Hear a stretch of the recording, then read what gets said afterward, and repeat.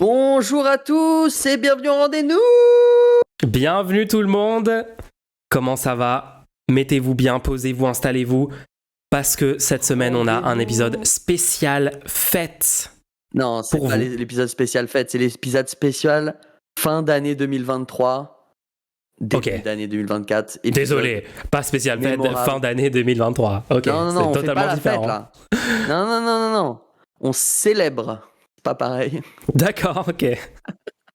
Insupportable. Ok. Donc je te propose le concept. Vas-y. Dans un premier temps, je vais juste te dire des petits mots, des petites phrases, et tu vas devoir nous dire ce que ça t'inspire. Ça va être on va retracer les gros événements pour nous et aussi pour ce qu'on a vécu pendant l'année. Bien sûr, Ok. on va oublier plein de trucs de l'actualité. Le but, c'est pas vous regardez pas un truc de Vox ou de, je sais pas Blast. comment ça s'appelle. Ouais, y a pas, vous regardez pas actuellement un truc Le d'actualité. Vous regardez souffle de l'actu. un podcast de qualité où on va juste revenir sur tout ce qui s'est passé pendant l'année Ok. et on va voir ton niveau de trauma sur chaque événement dont je vais te parler et on va essayer de redonner le contexte et tout.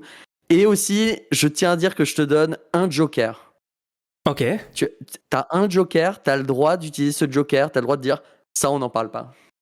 Ça veut dire vraiment. Ça va être quelque chose. J'ai été gentil. Ok, j'ai hâte. C'est un Par la concept. C'est un suite- concept. Par la suite, et j'espère que tu t'es préparé pour ça, parce que dans un deuxième temps pendant ce podcast, on va faire des prédictions sur l'année 2024. On va devoir lock des prédictions. Et il y aura des enjeux. Il y aura peut-être un resto en jeu entre nous. Qui aura le plus de prédictions validées pour. C'est-à-dire, on aura ce même podcast l'année prochaine. Et on dira officiellement. Qui avait raison, qui avait tort. Valide ou pas valide.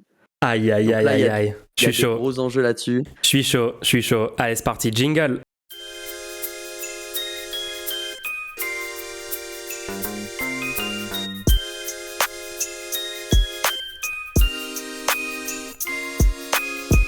Je sens qu'on va souffrir pendant cet épisode, mais je sais pas pourquoi. Alors, on a du pain sur la planche. Il s'est passé beaucoup de choses. J'ai essayé de prendre les trucs les plus iconiques, bien sûr.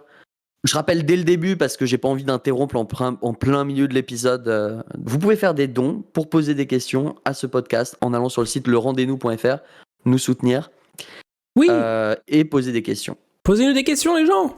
Et il y aura un petit segment questions-réponses si vous avez posé assez de questions. Faites-le tout de suite. On y va, c'est parti. Alors, on va commencer gentiment. Pourquoi je le sens pas? Pourquoi je le sens pas dès le début? Donc, tu dois me donner de quoi on parle et qui le dit, ok? Oh mince. C'est l'histoire d'un échec militant. En seulement 4 ans, aucun résultat obtenu. Rien, nada. Tout au plus du bruit, des likes et des articles. Des rois de la visibilité au pays de l'influence. De quoi on parle et qui dit ça? Oh non. Ça, c'est le 1er janvier 2020. J'ai voulu trouver quelque chose qui s'est passé le 1er janvier, tu vois, pour bien commencer le truc. Alors attends, wow. En fait, ma mémoire est désastreuse. J'ai trop de. C'est ça qui va rendre l'épisode marrant. C'est ça Ok, attends. Mais en vrai, la dernière phrase de ce truc que t'es en train de me lire me dit tellement quelque chose. Au royaume de la visibilité. Enfin, ouais, attends, c'était quoi? Et c'était pas un débat avec Zioclo? C'était pas un truc avec Zioclo? Donc là, non. Donc c'était à propos de Extinction Rébellion. Oh, c'était Jean Massier! Et c'était la première position politique publique qu'a prise Jean Massier. Ah oui, la première position de sa vie. Enfin, il a parlé d'un sujet, il a pris une position. Jean Massier qui renie complètement Extinction Rébellion. C'est fou. Attends, redis ce qu'il a dit. Redis tout le passage. Extinction Rébellion, c'est l'histoire d'un échec militant. En seulement 4 ans, aucun résultat obtenu. Rien, nada. Tout au plus du bruit, des likes et des articles. Des rois de la visibilité au pays de l'influence. Donc il passe complètement à côté du point qui est que le but, c'est de élever les consciences sur les problèmes environnementaux. Donc c'est leur but. Influencer, être visible, c'est le but du truc, tu vois. Il a craqué, genre vraiment, il a full craqué sur ce truc. En plus, lui, il se dit écolo, il dit que c'est sa lutte principale et tout. On enchaîne. Ok. Donc, début 2023, ça a été aussi le lancement du PolityWiki avec la fin du financement. Énorme milestone. J'espère que tu nous réserves des petits milestones comme ça pour l'année prochaine. Bien sûr, évidemment. Tout un On tas. avait parlé dans ton stream du début de la semaine du PolitiWiki, donc n'hésitez pas à aller voir la vidéo du replay. Vous inquiétez pas, vous allez être servi en 2024. Énormément de choses vont arriver. Puis, on a empiété avec la réforme des retraites et surtout l'énorme arc Doom ou pas Doom, telle est la question, où toute une partie des gens ont dû, contre leur gré, arrêter de doomer parce qu'il y avait une chance de réussir la réforme des retraites. Tu te rappelles de ça ? Aïe. En fait, ce qui me saoule, c'est que j'ai l'impression aujourd'hui, tous ces gens sont en mode, bah finalement on avait raison, puisqu'on a perdu. Donc on avait raison d'être défaitiste tout le long. Tu sais, c'est la boucle infinie du défaitisme où genre, t'es défaitiste, du coup, t'y arrives pas. Et comme t'y arrives pas, après, tu justifies ton défaitisme. C'est juste la boucle de lose absolue, quoi. Ouais. Mais je me souviens totalement de cet arc, ouais. Débat avec Dany Eras, débat avec plein d'autres personnes, Ouais, l'accélérationnisme de Calivision. Waouh, c'était quelque chose, hein. Ensuite, tu as débattu avec Juste Milieu. Les nazis n'étaient pas fascistes. Oh oui. Oh oui. Donc rappelle-nous un peu Juste Milieu qui prétend être et tout. Juste milieu, j'avais fait un réact C'est sur une un énorme truc à lui. victoire cette année quand même. Ouais, ça c'était un truc. Enfin, je pense que c'était une très bonne chose d'avoir discuté avec lui et de l'avoir fait admettre les trucs qu'il a admis dans cette discussion. Mais il y avait une vidéo, je crois, sur Blast et tout qui parlait de lui. Et après, je suis allé voir des extraits de ses autres positions politiques. Il y parlait de trucs. Il était réactionnaire sur genre la question des personnes trans ou des droits LGBT ou des trucs comme ça, visiblement. Et il pop dans mon chat et il me dit, bah, je suis chaud de venir monter en vocal pour me défendre, pour débattre avec toi. Et là, s'ensuit un débat complètement lunaire où il prétend qu'il a voté Lassalle au premier tour et Le Pen au second tour. Il défend le vote Le Pen au second tour. Il est incapable de me donner des arguments. Moi, j'évoque le terme fascisme et du coup, il est vraiment vénère qu'on appelle fasciste des fascistes, des remet en question, tout ça. Et puis après, on part sur est-ce que les nazis étaient fascistes ou pas. Et il a dit non, les nazis n'étaient pas fascistes, c'est ça ? Ouais. Je me souviens même pas. Mec, les dingueries que les gens ont sorties, en fait, j'arrive même pas à me souvenir précisément. Il a dit qu'il avait voté pour Le Pen et tout, enfin bref. Et en fait, jusqu'à ce moment-là, moi j'ai l'impression que jusqu'à ce débat avec moi, il y avait des gens qui le considèrent un peu comme un réactionnaire, comme... mais il arrivait à faire genre, quoi. Il arrivait à faire genre, enfin, tout son branding, c'est de dire je suis du juste milieu, moi je suis un centriste, je suis ni de gauche ni de droite, par contre je suis contre Macron, je suis contre l'oligarchie. C'est ça vraiment la façon dont se présente ce mec, hein. Ce mec, c'est un sorte de start-upper, d'accord, il a commencé sa chaîne dans un incubateur de start-up, enfin, allez voir un peu les origines de la chaîne, mais il a très vite monté sur YouTube, il a des centaines de milliers d'abonnés maintenant, des viewers sur Twitch, machin, il a une grosse audience. Et en fait, c'est un sorte de confus pro-extrême droite, au final. Et j'ai l'impression qu'avant le débat avec moi, j'ai l'impression qu'il y avait encore moyen pour lui de démentir ça et de dire non, je suis pas réactionnaire, là, on peut etc. juste pointer à ton débat et il y a pas de... Il a plus voulu, il avait dit qu'il reviendrait débattre et il a plus voulu revenir. Ouais, bizarrement, il a plus voulu revenir. Mais encore une fois, genre, est-ce que t'as vu des gens parler du fait que j'ai démasqué ce mec ? Bah, moi, je le fais actuellement. Bah, merci d'en parler, je sais pas. Te focalise pas là-dessus, c'est bon. Ok, je me focalise pas là-dessus. Non, mais en fait, j'ai l'impression aujourd'hui, genre, plus personne. Ok, bon. Ok. On en parle là maintenant, on est en train de faire ce que tu veux qu'on fasse. On le fait actuellement. Let's go. Merci de rappeler ça. On enchaîne avec, et là, bon, c'est un petit sujet, je veux bien en parler. Le boycott de Hogwarts Legacy. C'était tout un arc aussi. Aïe. Oh non. Je suis partagé là-dessus. Je suis partagé parce que, quand même, ça a permis à plein de gens d'apprendre les positions de J.K. Rowling. Ouais, mais tu pouvais le faire sans cancel tous les streamers qui streamaient Hogwarts Legacy, genre. Sans dire que t'es transphobe si t'achètes le jeu et tu joues au jeu. Ça, c'est vrai. Et récemment, du coup, moi, j'ai joué au jeu parce qu'il est ressorti sur Switch. J'ai joué au jeu et j'imagine des gens qui sont pas politisés. Quoi ? Oh, pardon. J'imagine des gens qui sont pas politisés, qui jouent à ce jeu. Tu vois, juste la personne joue à Hogwarts Legacy, tranquille. Ouais. Et après, juste, elle va sur Twitter, elle dit je viens d'apprendre le sort Expelliarmus ou un truc comme ça, tu vois. Ouais. Et là, t'as quelqu'un qui arrive dans ses messages qui dit franchement, je sais plus qui tu es. ça me déçoit tellement. Tu pensais que t'étais Non, tu sais, allié. non, c'est ça qui était trop cool, c'est ça qui était trop intéressant, c'est le contexte était des fois même pas donné, tu sais, c'était juste genre c'est fini. Il y a C'était des gens incroyable. Hein. qui étaient pas conséquents là-dessus, et ces gens-là, genre les gens qui disent tu devrais jamais jouer à ce jeu et tout, pour quelqu'un qui n'a pas suivi le déroulé, la personne va rien comprendre. On fait pas de boycott à chaque fois que la personne qui touche de l'argent grâce à notre achat commet des choses horribles ou a des propos horribles. Sinon, on n'achèterait absolument rien. C'est-à-dire que si publiquement tu dis moi je suis contre l'esclavagisme, je suis désolé, mais les conditions de travail des gens qui produisent les choses que vous achetez, vous avez aucun moyen de savoir. Et la plupart du temps, c'est dans des pays où il n'y a pas de réglementation. Donc, Je vais sortir un peu de la sphère française, mais juste pour vous détailler un des impacts de cette façon de se comporter d'une partie de la gauche et des progressistes sur Internet. Hein. C'est très Internet, c'est très Twitter, c'est pas énormément de gens en vrai, mais le streamer Hasanabi, je sais pas si vous connaissez, le plus gros streamer sur Twitch selon certains chiffres, hein, c'est voilà, au moins top 5, top 3, qui est de gauche progressiste sur la plupart des trucs, avait comme projet de faire un stream caritatif pour financer des associations, pour aider les personnes trans, pour garantir plus de droits médicaux pour les personnes trans, etc. En jouant à Hogwarts Legacy. Move hyper gros cerveau d'utiliser le fait que J.K. Rowling est transphobe et de la popularité de ce jeu-là, etc. pour parler du sujet, en jouant au jeu, en levant des fonds, etc. Quand il a annoncé qu'il allait faire ce projet, il s'est pris un backlash énorme sur Internet de la part de soi-disant activistes, soi-disant progressistes, qui ont essayé de dire qu'il est transphobe, qu'il est horrible de faire un truc pareil. Je rappelle que genre ce mec, quand il fait un stream de financement pour Gaza, il lève $1 million, d'accord ? Je pense qu'il l'a quand même fait, mais d'une autre forme, mais... Enfin bref, c'était juste incroyable, ce comportement est lunaire. Il y a eu genre des influenceurs, des streameuses, des streamers en France qui ont aussi eu ces positions mauvaises sur Hogwarts Legacy, c'était assez décevant, ouais. Et ça montre le côté catastrophique du droit d'auteur, parce que franchement, on s'en fiche de J.K. Rowling à ce point-là. Juste les gens kiffent Harry Potter et ils s'en foutent de J.K. Rowling. L'œuvre a dépassé complètement cette personne. C'est un fait de société, ça n'a aucun rapport avec cette personne. Et le fait qu'elles soient encore liées à cette œuvre-là, ça n'a aucun sens au stade où on en est.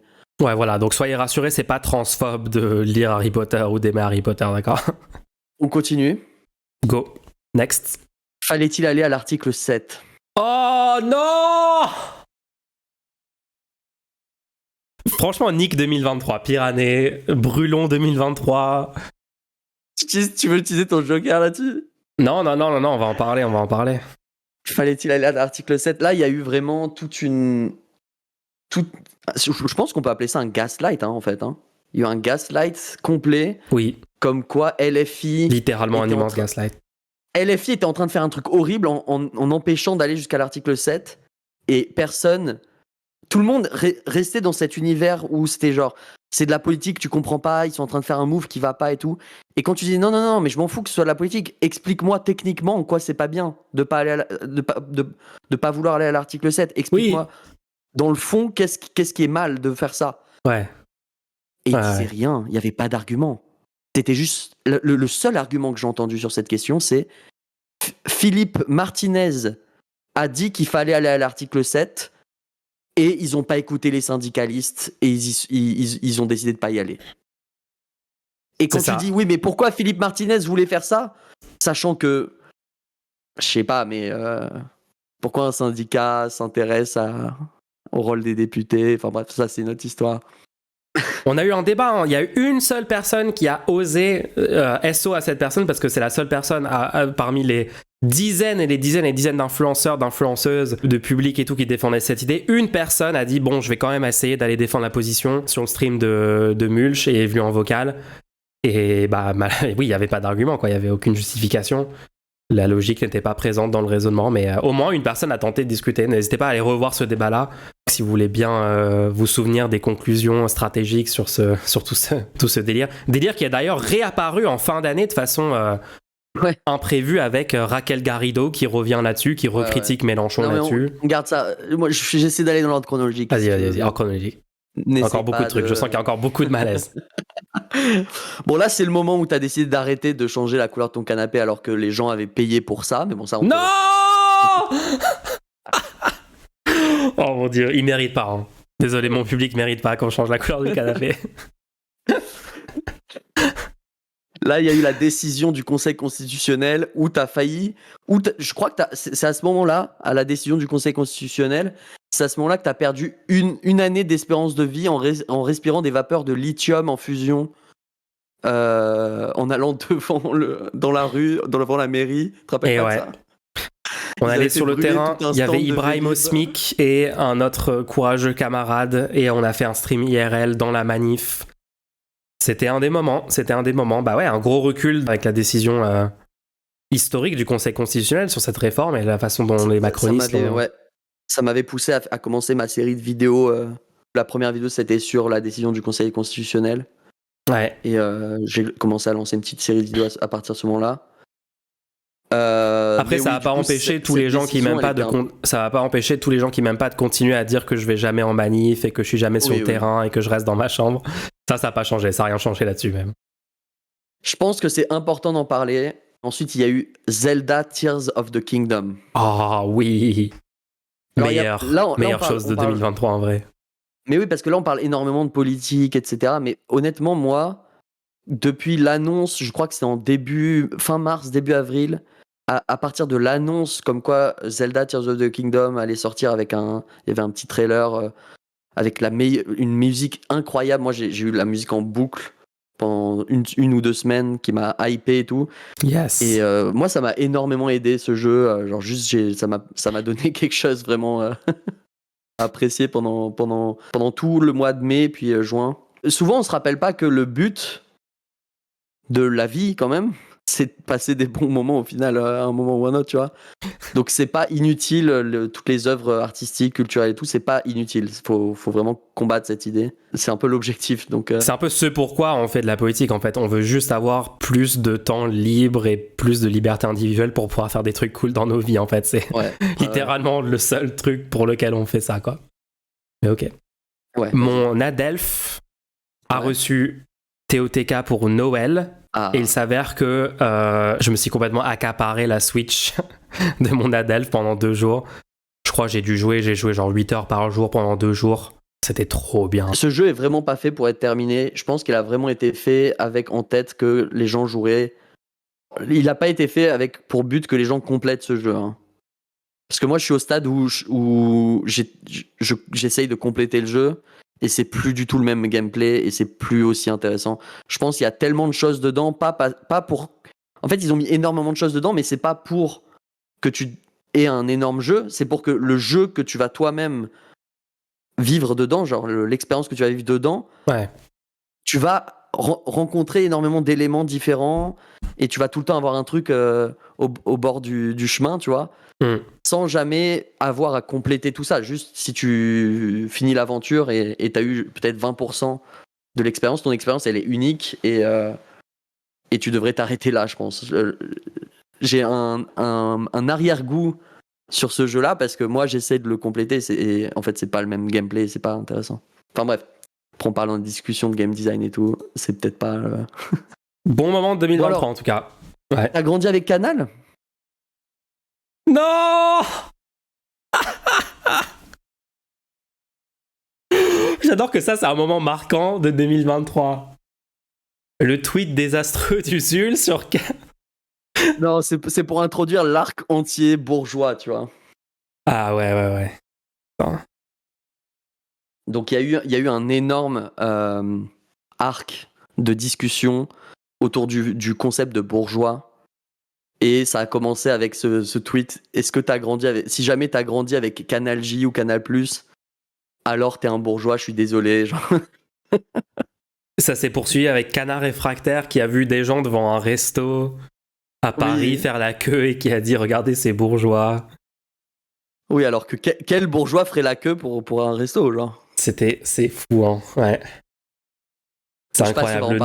Combien d'heures de débat ont été pris en 2023 pour essayer d'expliquer aux gens ce que ça veut dire bourgeois et pourquoi la gauche devrait pas l'utiliser n'importe comment.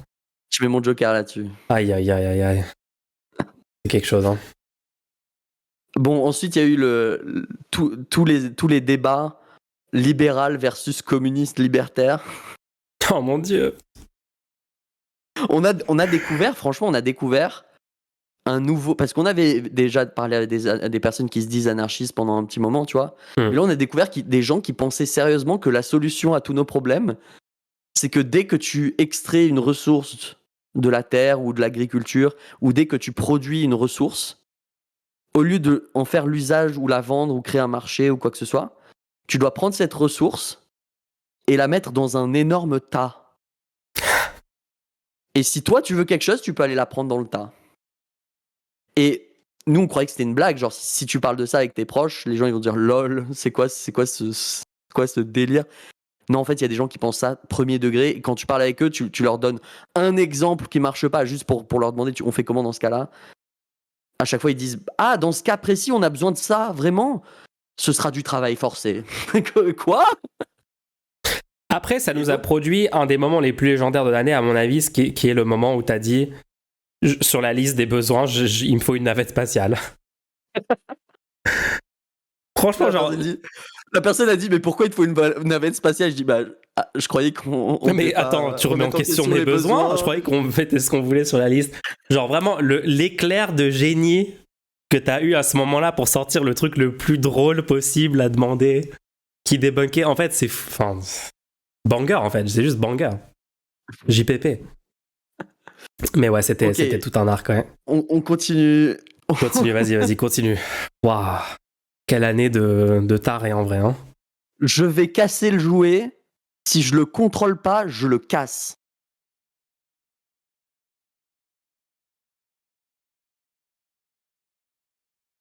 Oula. Je suis allé prendre les datas là. Attends.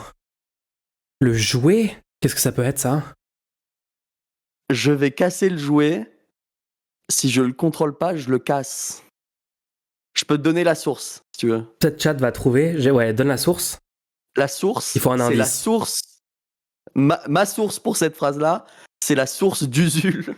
Oh non! Oh non, pas la source d'Usul. C'est la source d'Usul. Parce que Mélenchon, il a dit que si il allait casser le jouet, parce que s'il contrôlait pas la NUPES, il allait casser la NUPES. Il a dit ça, selon la source d'Usul. Oui. C'était ça.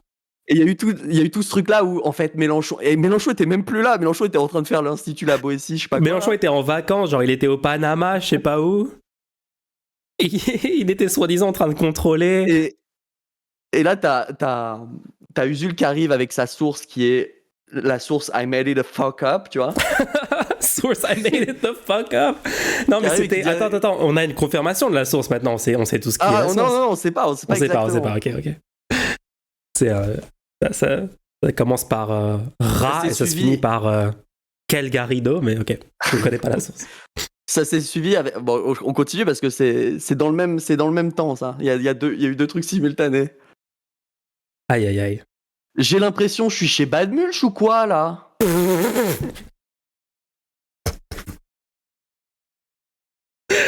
Franchement, c'est la pire année, genre, Oh! Non, ce qui est marrant sur la source, comme quoi Mélenchon allait casser et tout, il faut quand même voir qu'aujourd'hui, qui a cassé la NUPES? C'est tous les autres partis ont dit on se casse. Et Mélenchon, il est en mode mais vous aviez signé un accord. J'ai l'impression d'être avec mon psy et qu'on est en train de revenir sur tous les traumas de l'année. Genre le truc. Non, il y a des bons trucs. Non, vas-y, on continue. Il y a des bons trucs. Le truc de j'ai l'impression je suis chez Bad Mulch. On continue. Alors qu'en fait, il défendait juste un truc qui fait gagner la gauche, genre Bad Mulch. Bon, ok, j'ai dit on continue, il y a des bons trucs, mais le prochain truc c'est homonationalisme. Donc peut-être on skip ça ou tu veux faire ton joker là-dessus? Je peux. Oh, putain. Oh. Non, skip, c'est bon. Ok. Oh. Après, il y a eu l'affaire Naël. T'as réussi à provoquer un petit peu AstronoGeek avec une de tes vidéos sur sa réaction à l'affaire Naël. Et t'as eu un débat avec AstronoGeek, un débat exceptionnel où t'as démontré qu'il était complètement dogmatique sur le vote et que son comportement face au vote n'était pas du tout rationnel. Il a dit littéralement que son avis sur le vote n'était pas rationnel. Donc c'est bien parce que si jamais il dévoile un avis complètement catastrophique sur un vote à l'avenir, on pourra juste lui dire mais attends, n'écoutez pas cette personne, il dit officiellement que son avis n'est pas rationnel sur le vote, qu'il n'a pas les compétences pour commenter là-dessus et tout. AstronoGeek, 800 000 abonnés sur YouTube, énorme youtubeur, énorme influenceur. Jamais il a été aussi clair sur ses positions, jamais il a autant dévoilé ce qu'il pensait vraiment. C'était un bon débat, hein, c'était un bon débat. Allez le voir si vous l'avez pas vu. Ok. Vous allez découvrir plein de positions intéressantes d'AstronoGeek. Là, il y a eu, je crois que c'était le 6 juin ou je sais pas quoi. Enfin, on va pas revenir sur toute la réforme des retraites, sur tout le comportement des syndicats et tout. J'aimerais rappeler quand même que tout ce truc-là, c'est fini avec une farce où le jour du 6 juin, je crois, ou je sais pas si c'était le 6 juin exactement, mais le jour même, le mec de la CNF, CFDT. Ouais. CFDT, il a annoncé bon, ce sera le dernier jour ou un truc comme ça, genre il avouait que c'était du gâchis quoi. Ouais. Et ça, ils ont voté officiellement la loi, enfin c'est rentré dans la loi et aujourd'hui maintenant des gens auront la retraite. Bref, c'est juste que aujourd'hui ces personnes ont été réembauchées dans des autres boîtes et tout. Bah ouais. J'ai pas vu 2023, moi je croyais que ça serait soit la réforme des retraites on gagne, tu vois. Soit les syndicats sont ridiculisés en perdant. Et du coup, on peut quand même avancer en disant regardez, les syndicats ont foiré. Venez maintenant, soit on recrée un nouveau syndicat, soit on repart de zéro, je sais pas. Mais j'ai pas vu cet arc. Ah, vous nous avez trahi les syndicats, vous avez raté. J'ai pas vu le bilan. Les syndicats ont raté. Les syndicats, c'est un échec. J'ai vu 3-4 personnes faire des critiques, mais c'est vraiment pas suffisant. Et surtout, il n'y a pas de proposition. Tu vois, il n'y a pas un truc où on dit il faut recréer des nouveaux syndicats, où il faut réformer de l'intérieur, où il faut mettre des personnes différentes à la tête.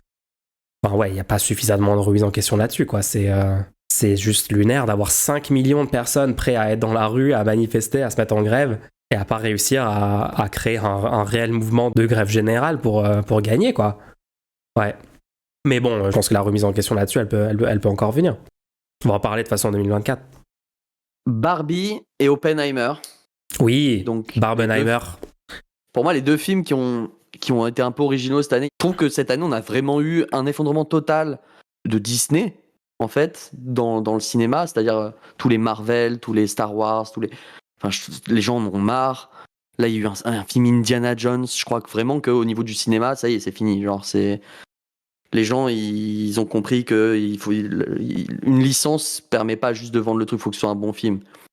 Donc, j'avoue que les Disney, les Marvel cette année, genre il y en a eu plein. Tous ceux dont j'ai entendu parler, j'ai que entendu des trucs négatifs, comme quoi c'était des daubes et tout, et de toute façon, de base, je les regarde pas, sauf quand on me force à les regarder en groupe ou je ne sais quoi, mais en France, il y a eu un Astérix et Obélix où il y avait 18 millions de guests dedans, qui a coûté 60 millions à produire, et ça a été un échec. Et à l'international, là récemment, il y a eu les Marvel, Miss Marvel ou un truc comme ça. Je sais pas, il y avait un film sur Marvel, il a raté complètement. Mais Barbie et Oppenheimer, et peut-être même le film Mario Movie, là, les gens ont pu percevoir quand même de la passion, un message qui voulait être transmis, et un contenu un peu original. Bon, Mario, c'est sans doute juste, c'est Mario, tu vois, mais Barbie, par exemple, les gens n'ont pas aimé le film parce que c'était Barbie. La plupart des gens qui sont allés voir le film n'ont jamais eu de Barbie de leur vie et ont aimé le film pour le message qui était transmis. Oppenheimer, pareil, ils ont juste aimé le concept et tout. Et moi, j'ai adoré les deux films. Hein.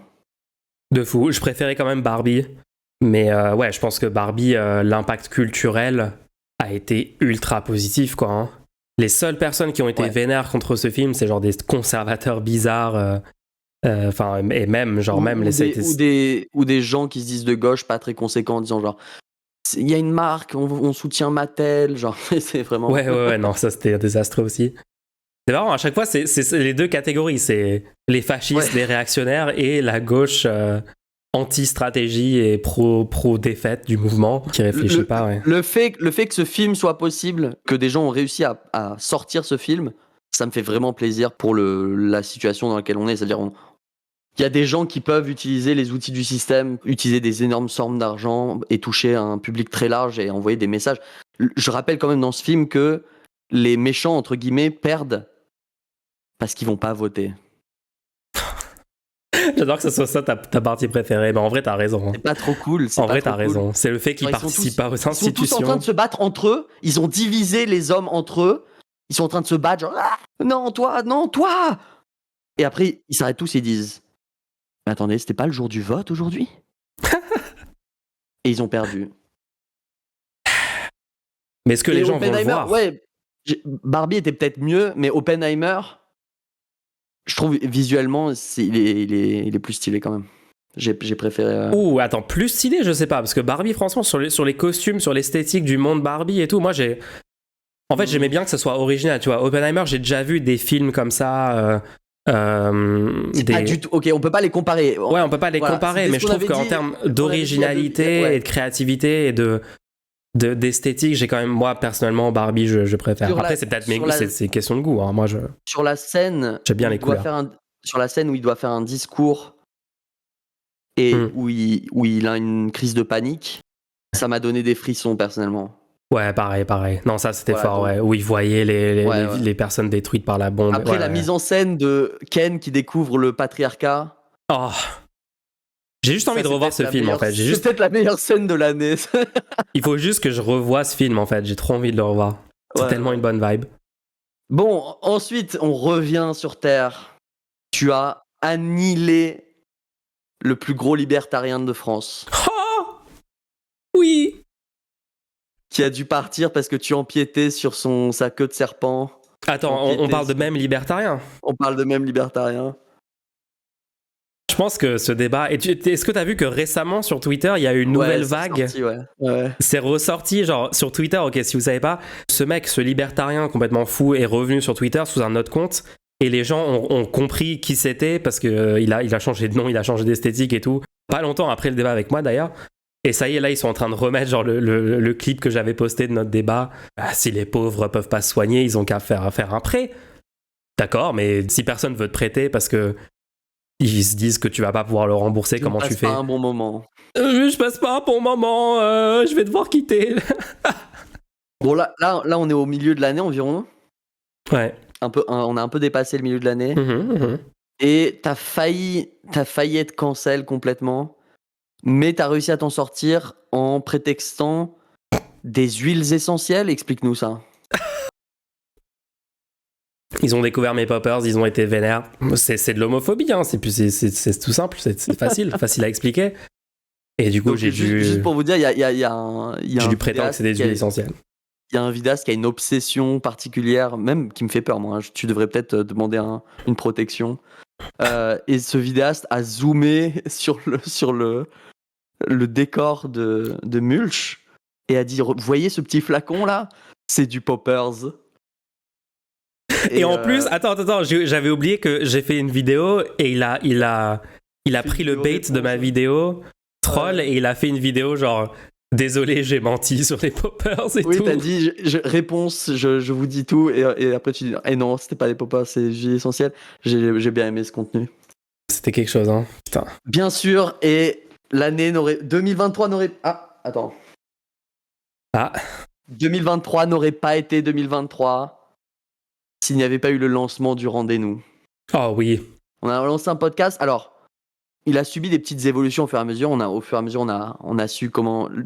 Franchement, allez réécouter le tout premier épisode. On est complètement coincé. On a un gros balai dans le cul. Je vais voir les 2 balais dépassés. C'est quelque chose. Moi, j'aime bien que ce contenu existe. C'est genre... Bonjour à tous, aujourd'hui nous allons vous parler de... Mais on a essayé de faire le truc, On a essayé de faire ce que les gens nous disent de faire. Sérieux, genre 2 becs sérieux qui parlent des sujets d'actualité. Genre on a vraiment essayé de faire un truc et en fait, c'est pas ce que les gens veulent. Ça n'a pas été partagé. On n'a pas la légitimité de quelqu'un qui a fait 8 ans de télévision sur le plateau, tu vois. Donc non, en fait... Après, ils sont pas mauvais. Genre franchement, tu vas réécouter, on trouvait des bêtes de sujets toutes les semaines. Genre c'était des trucs intéressants. Les news, je suis hyper content d'avoir propagé ces news. Ouais, de fou. Et le Rendez-nous, du coup, c'est le 25e épisode actuellement. Pour le moment, il est toujours pas viable. Mais j'espère que 2024... On essaiera peut-être des nouvelles recettes pour 2024, des petites nouveautés. Ouais, sûrement. Et j'espère que 2024, on va réussir à le rendre viable. De toute façon, dans tous les cas, moi je suis grave content de l'avoir tenté. Tenter des trucs dans votre vie, les gens. Il faut tenter des choses, il faut lancer des trucs, que ça fonctionne pas. Il faut continuer de réessayer. Moi, c'est toujours comme ça que je perçois la vie, quoi. C'est juste, il faut essayer, il faut lancer des nouveaux projets. Ouais. T'as une envie, tu te dis, ça pourrait être cool de faire ça, tu le tentes. Et si ça marche, trop bien. Si ça marche moins bien que prévu, tu réajustes ou tu t'arrêtes et tu fais d'autres choses. Toute la vie, c'est que essayer de faire des trucs et après, on voit ce que ça donne, quoi. Et franchement, les épisodes récents, je trouve que c'est trop cool ce qu'on fait là. 25e épisode, ça veut dire que quand même on a tenu 25 semaines. Et tu te souviens tous les épisodes méga galères où on était à distance, les épisodes où j'étais au truc de LFI, mais j'ai quand même trouvé un moyen de faire le setup, d'avoir une connexion viable pour faire l'épisode. On s'est donné du mal pour qu'il n'y ait pas une seule semaine sans rendez-nous depuis qu'on l'a lancé. Hein.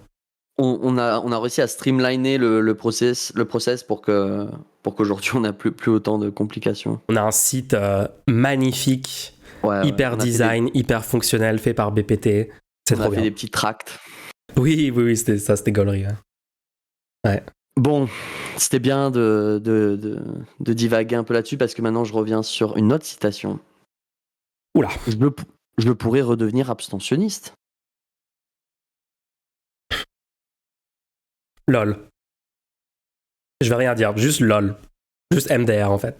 Ça t'a choqué ça? Ça t'a choqué que quelqu'un dise ça? Et t'es allé physiquement agresser vocalement la personne lors d'un événement public? Tu peux nous en parler? Ils avaient de la chance de pouvoir contrôler le micro et me le reprendre après ma question, parce que bon. Mais conférence de Dany Heraz aux amphis d'été de la France Insoumise. Il s'avère que j'étais présent. D'ailleurs, on peut parler de tous les amphis d'été de la France Insoumise quand même, avec une partie de la communauté, la coloc et tout. Enfin, on a passé un bête de moment quand même cet été tous ensemble. C'était trop fun. Ça me donne bien envie de refaire ça l'été prochain en tout cas. Ne parlons pas de la clim dans l'Airbnb, d'accord, on va pas parler de ce sujet. Non, mais sérieusement, c'était trop bien cet été. Et il s'avère que du coup, je suis allé poser cette question à Dany Heraz dans le segment questions-réponses à la fin de leur conférence. Et on a une réponse complètement folle et incompréhensible de la part de Raz. Mais non, mais moi, si c'est pas Mélenchon le candidat, je ne pourrais pas avoir de l'espoir. Et donc, il y a moyen que je ne vote pas, c'est légitime, etc. Ce qui a juste démontré en fait que ce sont des fans de la personne Mélenchon plus que des militants politiques progressistes qui ont des principes et qui vont, peu importe les circonstances, agir pour l'intérêt général et pour faire gagner des idées progressistes dans le pays. Enfin bon, bref, c'est pas le seul truc qui nous montre qu'ils ont des grosses limites sur ce genre de choses-là politiquement. Mais c'était un moment en tout cas, c'était un moment. Alors bon BPT, prochain truc. Ok.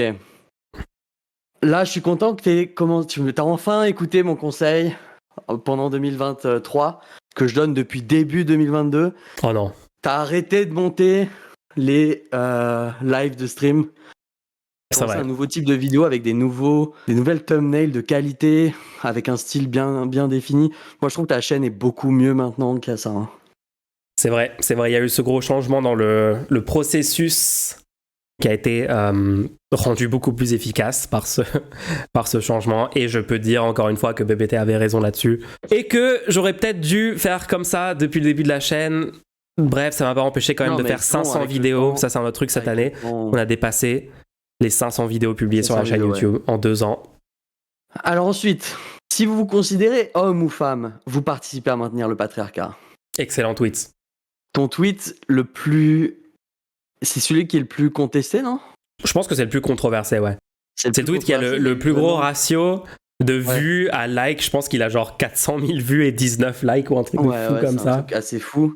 C'était trop marrant. Franchement, j'ai kiffé ce moment. Ça a provoqué des discussions. Les gens ont dit non, c'est n'importe quoi et tout. Pourtant, c'est assez clair quand même. Genre Enfin bref, on va pas revenir dessus, mais bon. Si tu agis en te mettant dans les rôles hommes et femmes, tu es en train de maintenir le patriarcat. Enfin, je vois pas le problème avec ton tweet. Hein. Les gens sont juste débiles. Enfin bref. D'ailleurs, c'est marrant que tu inclues que un tweet parce qu'il y a eu tellement d'autres tweets dans l'année qui ont trigger tout le monde. Il y avait trop. T'as dit trop d'excellents tweets. Trop de tweets, 10 sur 10. Et tu te fais du mal, hein, parce que les réponses que t'as à chaque fois. Vous êtes pas prêts pour les tweets de 2024. Hein. J'en ai dans les drafts. Ils sont prêts. Ils sont prêts à être publiés. T'as convaincu Jordanix qu'il fallait voter Mélenchon au second tour. Premier tour. Ouais. Ça, c'était une des retombées du débat Astronogeek, d'ailleurs. parce qu'il avait vu ce truc-là et il avait remis en question un peu la position abstentionniste. Au final, il a conclu que non. Du coup, j'ai proposé un débat et Jordan X vient en débat et on fait un long échange où il semble être d'accord au final avec moi et de changer d'avis et de dire en effet, s'abstenir n'a pas de sens et voter pour le truc de gauche le mieux placé semble être la meilleure solution. Ouais. Et même s'il a fait genre, en fait, Bad Mulch, il est pas cool et tout, je l'ai pas vu revenir sur le fond de son changement de position, hein, jusqu'à maintenant. C'est pas clair, on va dire que c'est flou. Ok. Je Mais continue. ouais, c'était un bon débat en tout cas, bon débat. Allez le voir si vous avez manqué encore une fois. Hein. Tu m'arrêtes dès que tu sais dès que tu sais de quoi je parle, d'accord? Aïe, vas-y. Désolé. C'est bien, c'est un bon exercice en vrai. Le stream, vas-y. Désolé, vous vouliez vous immerger dans notre monde? Oui? Eh bien, devinez quoi? Purée de pronoms, purée d'ambiguïté de genre, purée de purin californien d'aujourd'hui. Parce que c'est tout ce qu'on sait, parce qu'on est ennuyeux. On est tellement ennuyeux. Oh non, un des meilleurs clips de 2023 sur tout Internet. J'ai traduit en français. Fucking pronouns. Fucking gender ambiguity! Current day Californian shit! C'est le droitard fou, le streamer droitard fou qui a réagi. Il y a le jeu Starfield qui est sorti. À Starfield, et le fait qu'il y avait des pronoms, que tu pouvais choisir les pronoms pour ton perso et qui a pété un câble de la façon la plus drôle possible. J'ai bien kiffé ta traduction en français. Hein. Ouais, 10 sur 10. Mais la sortie de Starfield en soi, c'était un événement. Ouais. Parce que, et les gens essaient de nier que c'était un événement. Si, en fait, tous les joueurs attendaient le jeu Starfield. Il y avait plein de gens qui disaient, moi je l'ai précommandé. Il y a beaucoup de gens qui ont précommandé. Énormément de gens. Il y a énormément de gens. Le studio avait vendu ça comme un truc de fou. Et moi, ce que je trouve trop marrant, c'est que quelques mois avant, il y avait un des représentants de Microsoft Xbox qui disait c'est pas Starfield qui va mettre Xbox devant PlayStation dans la console, dans le combat des consoles. Donc on le met sur Game Pass. On le met sur Game Pass gratuitement. C'est pas grave si les gens achètent pas de Xbox et tout. Parce que tu sais, tout le monde dit à Xbox, mais faites des jeux exclusifs pour que les gens achètent la Xbox pour que vous gagnez le combat des consoles et tout. Ouais. Et à cette époque-là, les gens n'ont pas compris. Ils ont dit, bah non, Starfield, ça va être super. Pourquoi tu dis ça et tout? Et en fait, non. Starfield est une catastrophe. Aujourd'hui encore, les scores ne cessent de baisser. Ça veut dire les gens se réveillent et disent, ah, en fait, il était nul ce jeu. Et ils mettent un nouveau score sur Steam. Et le jeu est en médium, genre. Bof, le jeu est en bof, tu vois. Non, mais il a flop, il a flop de fou. Enfin, les gens se sont rendus compte qu'en fait, ils étaient en train de se faire arnaquer par ce studio, quoi. Il y a le studio Bethesda, donc ceux qui ont créé le jeu, qui va en réponse dans Steam dire mais non, vous avez juste mal joué au jeu. Oui, le niveau de copium de Bethesda était incroyable. Et récemment, du coup, tu te rappelles à l'époque, ils disaient oui, mais les jeux de Bethesda, souvent, ils sont un peu nuls, mais la communauté est tellement incroyable que il y a des gens qui viennent et qui font des mods, et le jeu devient incroyable grâce aux mods. Tu te rappelles de ça? Ouais. Récemment, énormément de personnes qui font des mods normalement ont annoncé qu'ils ne travailleraient plus sur Starfield parce qu'en fait Starfield est littéralement codé avec les pieds. C'est-à-dire qu'il y a un problème fondamental dans la manière dont Starfield est fait qui fait que tu peux pas tu peux pas modder des systèmes tellement ils sont mal foutus, quoi. Ouais, je vois exactement le genre de truc. Ce jeu, on n'en parle pas assez, mais enfin si, peut-être beaucoup de gens en parlent ou quoi, mais je trouve dans l'industrie du jeu vidéo qui est une giga industrie actuellement, il y a plein de jeux AAA qui avaient eu des énormes financements et qui sont en chantier depuis 6 ans ou quoi. Et aujourd'hui, ils arrivent sur le marché et ils sont complètement à côté de la plaque. Ouais. Et il y a des documents qui avaient leaké récemment qui montrent que, je crois, pour un remaster du jeu Spider-Man, je crois ils avaient utilisé un budget de 44 millions, je crois. Attends. Juste pour un remaster. Pour un remaster de PS4 à PS5. Non, mais je pense qu'il y a un tas de gens qui se sont rendus compte en 2023 qu'il y avait des problèmes fondamentaux quand même dans la façon dont sont gérés ces immenses projets AAA dans le jeu vidéo. Les financements, ça n'a aucun sens. Après des années où on s'est rendu compte à quel point les développeurs étaient soumis à des pressions de fou, genre à du crunch, à des conditions de travail horribles, notamment avec le fiasco Cyberpunk quelques années avant. Je pense que là, de gens ont été virés. Ouais. Mais on a vu que en fait, un bon jeu, c'est pas une question d'avoir des dizaines et dizaines de millions, des immenses équipes, du marketing de fou, de faire des choses qui sont très safe d'un point de vue de pas trop sortir des normes du jeu vidéo, de faire des concepts qui ont déjà été prouvés comme pouvant faire des grosses ventes, etc. Je pense que les gens se rendent compte qu'en fait, ce modèle-là, il est un peu épuisé aujourd'hui et que ce qui se passe plutôt dans le jeu vidéo indépendant, dans des plus petits studios, dans des studios avec des vrais artistes qui ont une vision très claire à proposer, qui peut être en rupture avec les attentes de la majorité des gens, mais qui vont au moins créer un truc nouveau et une nouvelle œuvre d'art qui est unique, etc., qui est leur vision. Je pense que les gens, je pense qu'il y a un... Franchement, c'est prometteur pour le futur qu'il y a des gens qui sont plus critiques de ces immenses méga entreprises capitalistes qui, en fait... J'espère que chaque jeu comme ça qui over-promet et sous-délivre... Surpromet et sous-délivre. Surpromet et sous-délivre. Ouais. J'espère que plus il y a des projets comme ça, plus les gens vont arrêter de financer. Parce qu'en fait, juste attendez sur des projets où vous savez que l'entreprise elle est sketchy, attendez les revues des gens. Attendez de voir ce que les gens pensent. Et attendez pas de voir ce que les gens pensent le jour de la sortie et les fans du jeu. Attendez de voir un petit peu. Et tous les youtubeurs et streamers payés pour avoir un avis positif sur le jeu. On est d'accord qu'ils ont réussi à maintenir un avis positif sur le jeu. Ou un avis, genre, tu sais, il y avait des gens qui disaient c'est pas pour tout le monde, mais il est bien. Mais pendant genre 2-3 semaines, ça a été la vibe. Il y avait une vibe de copium général. Et après, genre, au bout d'un mois, tout le monde est là, genre, ah ouais, non, en fait, non, on peut pas défendre ça, en fait. ouais, non, mais... Il y a le fameux truc de, ça devient bien à partir de 12 heures de jeu. Oui. J'ai entendu ça. Mais non, mais il y a ça. Et aussi, est-ce qu'on peut parler de Godot ? Parce que Godot 4, c'était 2023, non ? Peut-être, mais en gros... Il y a eu, je sais pas si c'est pertinent, pour parler du jeu vidéo et du fait que, en plus du fait que les gros studios font un peu de la merde et que des studios indés, beaucoup de joueurs se tournent vers des trucs indépendants parce qu'ils se rendent compte que la qualité elle est là. Ouais. Il y a aussi le fait que maintenant les studios indépendants peuvent utiliser du logiciel libre open source qui commence à être vraiment, qui peut commencer à rivaliser vraiment avec des moteurs de jeu plus conséquents comme Unreal, Unity et tout, et surtout dans un contexte où Unreal et Unity ont changé leur modèle de financement. Ah, mais après, c'est très niche, tous ces sans prévenir, c'est niche. Mais il faut se souvenir qu'il y a des trucs qui vont dans le bon sens quand même, en 2023 là-dessus. Après, on a failli avoir les gens ont failli mourir de faim cette année. Et heureusement, Bernard Arnault a donné 10 millions d'euros. Merci Bernard. Donc, tout le monde qui écoute ce podcast, là, vous arrêtez, vous dites... Merci monsieur Bernard Arnault pour les 10 millions d'euros. Écrivez-lui un petit message, envoyez-le dans sa boîte aux lettres. C'était important là maintenant parce qu'ils seraient morts sinon les gens. Donc c'est important de le dire là tout de suite, tu vois. Ouais. Il n'y a aucune autre solution envisageable que d'avoir un système économique qui ne permet pas aux gens de survivre avec un grand cœur.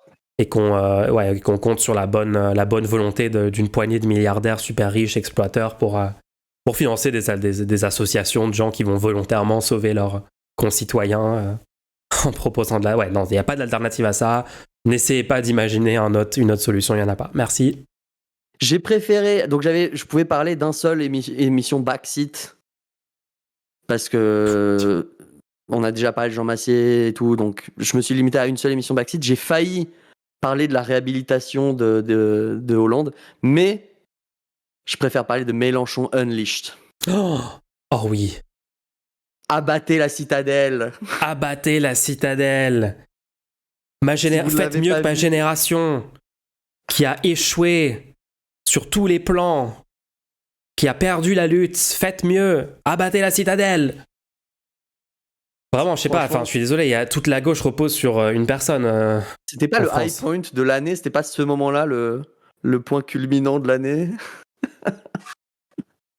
En fait, ce qui est fou, c'est que pour redonner de l'espoir à des millions de personnes dans la gauche, il n'y a vraiment pas grand monde qui est capable de le faire. à ce Bah, niveau-là nous, on est d'impact en et train de le faire. d'influence et tout, c'est ouais. On va le faire tous ensemble. On va le faire tous ensemble. Non, mais c'était un super discours. Et franchement, le fait qu'il soit Ouais. complètement transparent et honnête sur 2022, ELV, le PCF, le PS, Ruffin qui est devenu catastrophique par plein d'aspects. Moi, j'ai vraiment aimé que Mélenchon genre dise les termes sur tous ces sujets-là, quoi, dans ce passage sur Backseat. Il a pris le contrôle de Backseat et c'est une bonne chose. Et notre génération fera mieux, bien sûr. On est déjà en train de le faire. Oui. On n'en a pas beaucoup. Moi, là, je te parle d'un truc qui n'a pas justement été un moment marquant de l'année, parce que je veux quand même qu'on s'en rappelle. Ce sont les sénatoriales. Ce sont des élections très importantes dans notre pays. J'avoue. Mais vu que nous ne pouvons pas voter aux sénatoriales, ce sont aux grands électeurs de le faire. Qui sont les grands électeurs? Ça va être des gens qui ont déjà été élus. Donc on a comme un cash entre nous et l'élection, tu vois. Genre, on vote pour des gens qui vont, eux, voter pour d'autres gens. Ouais.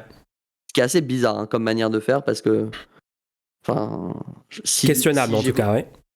Bah, honnêtement, si j'ai voté pour des gens, c'est parce que je les fais confiance pour qu'ils votent comme moi j'aurais voté, non? Ouais. Donc, si tu le laisses voter à eux pour d'autres gens, t'es en train de dire que il y a de la valeur dans le fait qu'ils votent autre chose que ce que j'aurais voté moi? Non, j'imagine que les gens qui vont défendre ce système, ils vont dire un truc du style non, mais comme ça, les citoyens perdent moins de temps à voter. C'est un petit groupe qui doit se charger de ça. C'est n'importe quoi, ça. Oui, non, mais c'est n'importe quoi, je suis d'accord. Hein. Bref, du coup, les sénatoriales ont eu lieu. Et pour tous les gens qui, aujourd'hui, disent non, mais c'est la LFI qui a mal géré, qui a dit n'importe quoi dans la NUPES et tout. En fait, on a déjà eu les sénatoriales. On a déjà eu une élection où ce sont le PS, le PCF, le EELV ont trahi complètement la NUPES. On trahi LFI et ont refusé de faire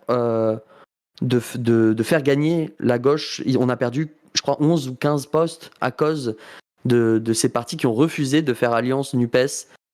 Ils ont préféré que la gauche perde 11 ou 15, je ne sais plus exactement lequel nombre, 11 ou 15 postes plutôt que de donner un poste à LFI. Et ils ont parié sur quoi? Sur quoi ils ont parié? Ils ont parié sur LFI, sur le fait que LFI serait bien trop gentil comme d'habitude. Ils ont parié sur le fait que LFI allait, même en leur refusant un poste au Sénat, qu'ils allaient quand même voter pour eux. Et le fait est que non, ils ont présenté des candidats parce que c'est bon, quoi. À un moment, ça suffit, quoi. Ouais. Pour toutes les personnes qui pensent que LFI est horrible avec ses partenaires et tout, moi, à mon avis, c'est le contraire. Hein. Ils sont beaucoup trop gentils. Et après, ils ont essayé de retourner le paradigme, mais genre toute la rhétorique, ils ont essayé de la retourner au dernier moment en disant regardez, on leur a refusé l'accord où ils avaient un poste au Sénat. Ouais. Et du coup, par chantage, eux, ils ont pas voté pour nous. Genre quoi? Bah pourquoi ils voteraient pour vous? Vous refusez, genre. Ça n'a strictement aucun sens. Ouais, c'était quelque chose, hein. C'était quelque chose. Ok, du coup, j'aimerais juste qu'on... Ouais, bon, ça, on en parlera après. Il y a ton infiltration au QG de LFI. Oh. Et en vrai, mon infiltration au QG de LFI. Et ouais, toi aussi. À toi, moi, ils m'ont pas invité. Je t'ai ouvert la porte, je t'ai permis de rentrer par le... On est rentré dans le QG de LFI, les gens. C'est trop petit. Moi, je le dis. C'est trop petit. Il y a clairement... À ce moment-là, je me suis dit, mais ils arrivent à faire tellement avec si peu de moyens. Genre, il est petit, leur local. C'est ouf qu'un parti qui fait 22% dans le pays, qui est genre le parti central de la gauche de rupture en France, et même un des plus gros partis de gauche techniquement en termes de voix dans le monde, hein, quand tu regardes les proportions, pour un parti qui défend un programme comme ça, aussi ambitieux, etc. Enfin, vraiment, des partis comme la France Insoumise dans le monde, il n'y en a pas 400 000 hein, quand vous observez un peu les pays à droite et à gauche. Et non, qu'un parti comme ça ait des lots... Enfin ouais, moi j'étais surpris aussi par ce qu'ils arrivent à produire, tu vois, leur émission populaire, là, le local... Enfin, vraiment, ils font ça avec tellement peu de moyens et ils réussissent à faire une production en fait excellente. Il n'y a pas un centimètre carré de perdu. Il n'y a pas 1 centimètre carré perdu. Tout est optimisé, etc. C'était trop cool. Hein. Encore une fois, merci à LFI de nous avoir invités à faire cette petite collaboration pour lever des fonds. C'était un bon moment, c'était un bon stream. On a pu parler, on a pu avoir des précisions de la part d'Antoine Léaumont, de la part de Bompard et de la part de Louis Boyard sur plein de trucs qui sont venus sur le stream. Trop cool. J'ai réalisé un des objectifs de long terme du stream. J'avais dit un jour on faudrait parler avec Louis Boyard sur stream, et ça a été fait en 2023. Et ça, c'est Boyard, incroyable. Bompard, Ça, c'est incroyable. Léaumont, etc. Bon, je suis désolé, mais vu que ça a été un énorme sujet, que c'est récent et qu'on en parle encore aujourd'hui et tout, on va pas énormément s'approfondir dans ça, mais il y a eu le Hamas, la diabolisation de LFI et le blanc-seing donné à Netanyahou pendant genre octobre, novembre, jusqu'à décembre là maintenant. Ouais. Il y a énormément de morts qui ont eu lieu et ça continue.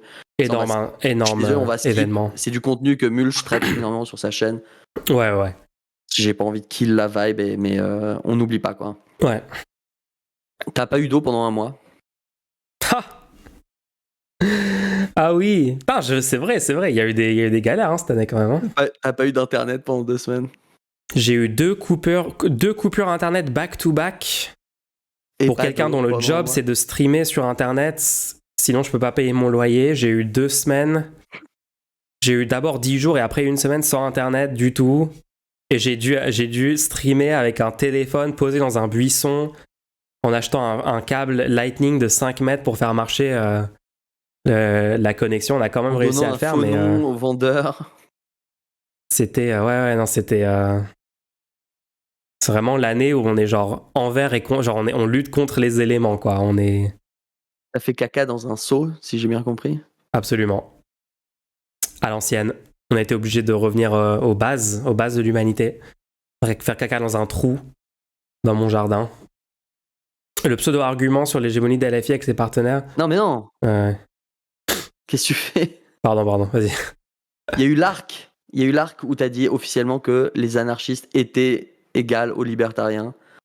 C'était un arc sur Twitter, qui a commencé aussi sur Twitter, puis qui a continué sur un débat avec Doomit, Data Gaming, dans lequel vous avez proposé une nouvelle théorie de société. Moi, je commence à continuer à étudier votre théorie que vous avez créée, où il y aurait la police, ou la police, je me souviens. Oui. La police et le fribunal. Il y aurait pas d'État, il y aurait pas de police, mais il y aurait un bêta, une police, un bribunal. Et tant qu'on enlevait les noms, la personne était OK pour qu'il y ait quand même ces institutions en place. Franchement, j'avais tellement raison. Désolé. Le débat d'avant-hier avec l'anarchiste prouve que j'avais raison là-dessus. Ouais, non, mais je voulais citer ça parce que on a eu énormément de discussions avec des anarchistes, avec des libertariens, avec des personnes se disant anarchistes, avec des libertariens. Et au final, le problème, c'est que si ces gens se rendaient compte, les deux types de personnes, du type de société que donne leur lutte, que genre la fin de leur lutte, je vois pas pourquoi ils feraient pas équipe. Je vois pas pourquoi là maintenant ils sont pas main dans la main à faire équipe, parce que ils vont faire arriver vers la même société dans laquelle il n'y a pas de pas d'institution, pas de démocratie, pas de... S'il n'y a pas d'État, il n'y a pas de démocratie. C'est... Bref. Ouais. Ça, c'était tout un délire aussi. Il y a eu un petit Raquel surprise. Un petit Raquel Garrido surprise. Ça, honnêtement, moi, ça m'a choqué parce que franchement, genre, on n'a pas besoin de plus de gens en interne qui attaquent. Ouais. Mais bon. Et ça a enchaîné avec surprenant. La sortie du film Napoléon. Oh non. Non, mais on a parlé de Barbie, on a parlé d'Oppenheimer, mais aussi le film Napoléon. Moi, ça m'avait énervé parce que, déjà, la personne a... je sais plus qui a réalisé le film, mais sur Twitter, la personne avait dit que les Français n'aimaient pas leur histoire et tout. Non, c'est pas Scorsese. Mince. Les Français n'aimaient pas leur histoire et tout, et moi, ça m'a énervé parce que... Oui, on peut... Oui, Je pense que les Allemands aussi, ils aiment pas trop leur histoire, tu vois. Il y a des morceaux de ton histoire que t'aimes pas, en fait. Il y a des... Imagine juste, tu fais un film sur Hitler et après tu dis... Ridley Scott, pardon. Tu fais un film sur Hitler, et les gens disent ouais, j'ai pas trop aimé ce film sur Hitler parce que on voyait ça mettait un peu des passages où on pourrait croire que son combat était louable ou quoi. Et là tu Ouais. réponds mais vous aimez pas votre histoire? Ouais, c'était... Ouais. Bon, enfin bref. J'ai pas vu le film perso, donc je peux pas commenter sur le film, mais il y a eu des réactions désastreuses autour du film. Ouais. Ça a provoqué le fait que je suis allé regarder 8 heures de documentaire sur l'histoire de la France. Et je pense qu'aujourd'hui, j'en suis sorti grandi de tout ça. Il y avait tout un arc, ouais. Ouais, non, c'était... Pourquoi pas, j'ai envie de Et dire. le dernier événement que j'ai là, moi après déjà, tu pourras toi rajouter des trucs si tu veux, mais le dernier événement que j'ai dans ma liste d'événements, ça a été le lancement de campagne des européennes de EELV. Oh waouh.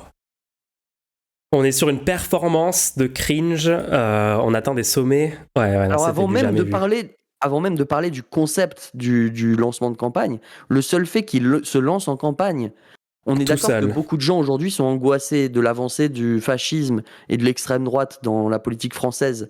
Beaucoup de gens sont angoissés par rapport à 2027, qui va gagner, qui va perdre. Et beaucoup de gens aimeraient aujourd'hui qu'il y ait une lutte profonde politiquement contre le fascisme.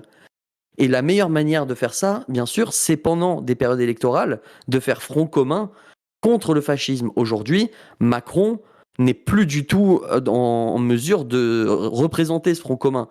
Donc on est à un stade où il y a le seul front commun qu'il pourrait y avoir, ce serait la NUPES, ce serait l'alliance des partis de gauche. Et donc, ça semblerait évident que la NUPES présente une liste commune aux prochaines élections, qui sont les élections européennes, pour essayer de gagner en face, genre en dépassant l'extrême droite, en dépassant les fascistes et en montrant, non, ici en France, c'est pas le fascisme. Et ouais. Et moi, je me disais, ouais, le truc, c'est que EELV, eux, s'ils se lancent dans ce combat et qu'ils se disent peut-être qu'on va perdre, ils pourront pas sortir de ça en disant, regardez, on est fort, ils auront perdu dans la NUPES et du coup, ils pourront même pas être forts au sein de la NUPES si jamais ils perdent le combat, d'accord? C'est plutôt logique comme raisonnement. Et du coup, je me suis dit, s'ils ont peur de perdre, alors ils préféraient se présenter tout seuls parce que aux dernières élections européennes, ils avaient été en tête et peut-être que là, du coup, ils veulent être en tête en tant que parti parmi d'autres partis, tu vois. Pourquoi pas? C'est catastrophique comme prise de position, mais pourquoi pas? Le fait est que, en fait, je me rendais pas compte de l'état de la nation actuellement. La NUPES, si jamais elle présentait une liste commune actuellement, elle ferait 30,5% selon des sondages. 30,5. Qui serait en tête de tous les partis, qui serait en tête de toutes les listes européennes. La NUPES serait numéro 1, numéro baby. 1 devant le fascisme, devant Macron, devant toutes les autres listes présentées. On pourrait officiellement avoir en permanence dans tous les journaux la gauche, la NUPES a gagné les européennes. Elle est la première puissance en France. La NUPES part favorite pour les européennes. Il pourrait pas le cacher, il pourrait pas le nier parce que les sondages le montrent, quoi. C'est fou. Et là, il va y avoir... si on fait pas le taf, on va faire le taf et ça sera pas le cas. Mais si jamais les choses se passent mal, il va y avoir le Macron et peut-être le fascisme en premier, suivi de Macron, suivi de 8 partis complètement débiles derrière, quoi. Et tout ça, et du coup, on en arrive au moment où EELV lance sa campagne de manière catastrophique. Il n'y a pas plus... Je sais pas quoi dire. Comment il y a une seule personne en France qui vote pour ce parti, en fait? Je sais pas. La seule explication, c'est parce qu'il y a Europe. Yannick Jadot, tu vois. La seule explication, c'est qu'il y a Europe dans le nom et que c'est les européennes et les gens se sont dit, ah ouais, c'est l'Europe, donc on va voter pour un truc qui a Europe dans le nom. Il va absolument falloir faire campagne pour vraiment sanctionner ces partis qui veulent trahissent pas de la gauche victoire, constamment. qui veulent pas combattre le fascisme, en fait. Tout simplement, ils veulent pas combattre le fascisme. Donc faut voter pour les partis qui veulent faire liste unique. Et je croyais qu'il y en aurait plus d'un, malheureusement. Et en fait, il n'y a qu'un parti qui veut faire liste unique. C'est bizarre, c'est toujours le même, hein. C'est bizarre. Et c'est LFI. Donc moi, pour le moment, je vois pas de raison de voter autre chose pour le moment aux européennes que LFI. On verra avec 2024. Pour l'instant, c'est la vie politique en 2023 se termine comme ça. Tu sais ce que j'ai envie de faire pour les européennes? Moi, j'ai trop envie Ouais. d'organiser des porte-à-porte Ah ouais. avec des gens de la communauté, de la neutrosphère, qu'on aille Ouais, sur le ouais. terrain et qu'on fasse une session porte-à-porte, genre filmée, où on montre aux gens comment faire, quelles sont les bonnes pratiques. Parce qu'on avait déjà parlé avec Jérémy pendant la campagne 2022, on avait un peu parlé de ça, mais j'aimerais bien aller dans plus de détails et aller sur le terrain pour vraiment montrer qu'en fait on peut agir, quoi. On peut, je pense, montrer aux gens juste un groupe de gens qui agissent, des bonnes vibes, des bonnes discussions avec des gens, tout simplement, genre en allant chez eux, en prenant un moment pour leur présenter le fait qu'il y a une élection, les impacts que ça peut avoir sur leur vie, l'importance de participer, tout ça, parce qu'en plus les européennes, c'est vraiment compliqué de convaincre les gens de voter, quoi. Les gens ont l'impression que l'Union européenne n'a pas d'impact sur eux, que c'est lointain, que ça sert à rien, etc. C'est très dur de mobiliser. Mais puis en plus, ça sera une bonne préparation pour les prochaines élections. Il va falloir aller sur le terrain aussi, quoi. Le porte-à-porte, c'est un truc vraiment, vraiment, vraiment essentiel pour moi. Et il faut que les gens soient se rendent compte qu'en fait, ils peuvent agir et ils peuvent faire des trucs pour améliorer le monde. Et en plus, ça permet de sortir d'un truc défaitiste où t'es dans une consommation de contenu en ligne, que t'es en train de doom scroll Twitter, que tu vois, ça permet de sortir un peu de ça et dire bon, allez, vas-y, on fait un truc positif pour une fois parce que let's go. Donc ouais, je vais vraiment essayer de faire ça pour les européennes. Mais de toute façon, il y a masse de projets. Non, j'ai vraiment kiffé tout ce que t'as amené pour parler de 2023. Hein, j'ai vraiment kiffé. C'était ma liste de moments clés. Si tu penses à des trucs, n'hésite pas. Hein. Bah, j'étais curieux, je suis allé voir sur ma chaîne YouTube, je me suis dit, c'est quoi les vidéos les plus vues de 2023 pour voir un peu qu'est-ce qui a été... Oh, j'ai d'ailleurs oublié de dire que en novembre, tu as fait ton meilleur mois sur la chaîne YouTube. Ouais. C'était une petite victoire. Fin de l'année 2023, on a battu tous les records même en termes d'audience. Genre, là, en live, on a plus de 100 viewers sur Twitch, on a une trentaine sur YouTube, on a 130. Enfin, non, franchement, il y a des super signes. En fin 2023, il y a des signes que voilà, il y a des gens qui écoutent quand même ce qu'on dit et merci à toutes les personnes qui écoutent et qui soutiennent la neutrosphère parce que ça nous fait plaisir, que ça vous fasse plaisir. Et ouais, donc je regardais c'est quoi les trucs les plus vus dans 2023 sur la chaîne YouTube et c'est le débat avec Dani Caligula sur Ouria Boutelja avec 8000 vues. Un débat que je peux que résumer en disant c'est de la pure souffrance pendant 2 heures. Un mauvais moment, ouais. Un mauvais moment, de la pure mauvaise foi de la part de mon interlocuteur. Mais bon, je pense que ça a pu quand même peut-être parler à des gens, de montrer les positions désastreuses de Boutelja.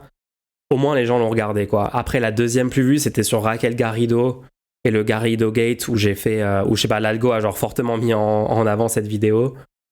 Une bonne quantité de vues là-dessus et je dis pas, je commente sur plein d'autres trucs que Garrido dans cette vidéo, donc je suis assez content. Et après, on a le débat avec Léo sur le fémonationalisme et tout. Non mais arrête de regarder tes vidéos là. Et après le débat avec AstronoGeek. Non mais du coup, on peut dire déjà, en 2023, il y a eu des énormes débats. Je pense que moi, j'adore faire des débats politiques avec des gens avec qui je suis pas d'accord, des influenceurs, des trucs comme ça. Et je pense que ça montre que c'est un des trucs qu'il faut continuer en 2024 parce que ça marche très bien. Ça fait que les gens découvrent la chaîne, ça fait que les gens regardent ce qu'on dit, écoutent les arguments des deux côtés, même si les plus gros débats, on peut se dire, ouais, ça passe c'est des mauvais moments qu'on a passés et tout, mais finalement, ça, c'était pas inutile, quoi. Donc, voilà. Et le débat astronomique qui est techniquement le plus productif dans cette liste de 3 débats, qui a une très bonne quantité de vues, quoi. Donc, c'est stylé.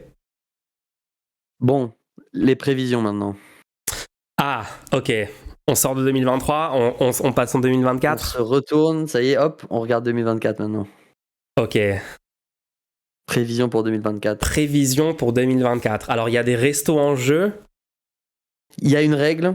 Ouais. T'es obligé de prédire des choses positives. Attends, je peux pas prédire des défaites ? Tu peux pas prédire des défaites.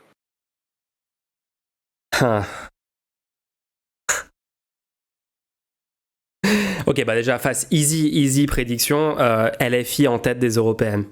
En tête de genre tous les partis? Non, au sein des partis considérés de gauche. Devant ELV, devant le PCF, devant le PS. Devant la Macronie? C'est quoi les sondages? Attends 2 secondes. Non, je vais pas lire devant la Macronie. Attends. Ah, devant la Macronie? Attends. Dis-moi c'est quoi les sondages actuellement? Moi, je veux bien faire devant la Macronie. C'est-à-dire que s'ils sont devant la Macronie, je gagne. S'ils sont derrière la Macronie, mais devant les... Mais qui sont quand même devant les autres, je gagne. C'est toi qui gagne, ouais. Vas-y, je suis chaud. Et s'ils sont derrière la NUPES et derrière tout le monde, on perd tous les deux. Parce qu'actuellement, ok, les sondages, actuellement, ça serait genre... Attends, sondage sur l'élection européenne 2024. Pourquoi juillet 2023? Décembre. Attends, décembre, ok. LFI 7%, PS 9%, ELV 6%. ELV qui sont quand même vraiment en dessous de ce qu'ils ont fait en 2019 dans les sondages. Par contre, ensemble, 21%. Vas-y, bah je prends ce pari parce que je sais pas si ça va être devant. Après, je sais que LFI va faire une bête de campagne et va faire une remontada comme ils font dans chaque élection. Ils sont à 21%. Apparemment. Hein. Okay. Et le RN à 31%. On va dire qu'il y a une énorme cote sur ce que je mets, ok? Attends, mais après j'ai lu le pire sondage pour LFI parce qu'il y a des sondages qui donnent à 11% ou à 10% aussi. Donc, okay. Mais bon. Moi je dis LFI, en tout cas en tête, je pense le truc à peu près 100% sûr. Si la campagne se passe comme on va la faire, quoi, on va faire le taf. Je pense que LFI peut être devant le PS, ELV, etc. Et je pense que du coup on verra clairement qu'ils sont responsables du fait que LFI que la gauche ne sera pas en tête, parce qu'on rappelle, si ces partis se rejoignent, ils font un score supérieur à certains sondages du RN. Là, le RN, il y a des sondages qui mettent à 27, etc. Alors que NUPES combiné serait à 30,5, comme tu as dit. Hein. Bref. Mais ouais, européenne, en tout cas, je pense que le scénario de 2019 où ELV, parce qu'ils ont Europe dans le nom, parce que les médias les mettent en avant... parce qu'on n'est pas trop encore sûr si c'est de gauche ou pas. Les gens ne sont pas encore complètement dématrixés de croire que ELV ça peut être de gauche. Et du coup, les gens votent pour ça et ELV fait un score et en tête des partis considérés de gauche. Et LFI fait un score assez bas. Je pense qu'il y a plusieurs facteurs qui vont faire que LFI va mieux faire. LFI a plus de financement. Ils ont 75 députés maintenant et les finances sont liées à ça en partie. Mais pas que, il y a aussi plus de dons. Ils ont vraiment montré leur colonne vertébrale politiquement et leur solidité au moment de l'affaire Naël, au moment de Israël-Palestine et sur plein d'autres luttes où ils ont été très très solides et ont pris des positions respectées par plein de gens, par plein de Français, alors que tous les autres se sont plus ou moins décrédibilisés à chaque fois. Hein. Donc pour moi tout ça, ça va jouer.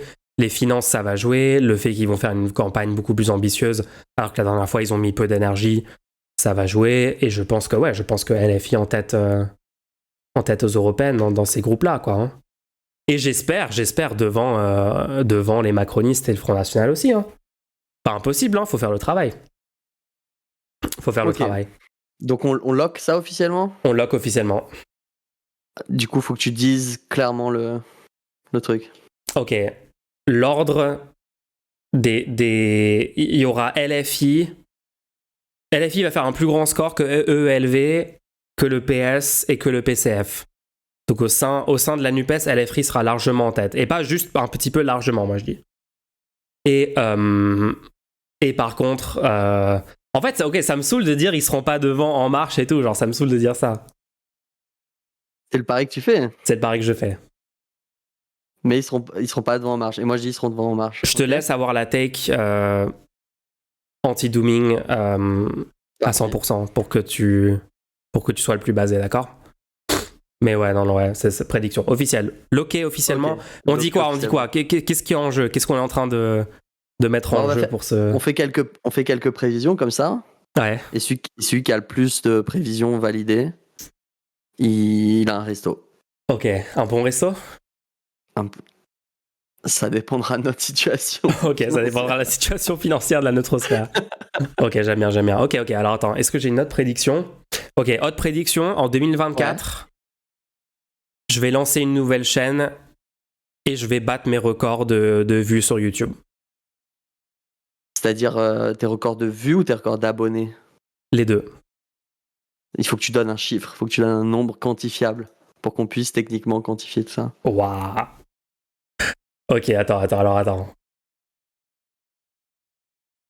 Donc je lance la nouvelle chaîne. La première vidéo, elle pop. Tellement elle est bien, l'algo YouTube est obligé de la recommander, tellement les gens regardent jusqu'à la fin, etc. Ok. Et tellement le contenu est basé. Et je sais pas moi, 10 000 abonnés d'ici la fin de l'année. 10K abonnés? Ouais. Ok. Ah, j'ai l'impression que c'est pas assez ambitieux. 10K abonnés d'ici la mi-année.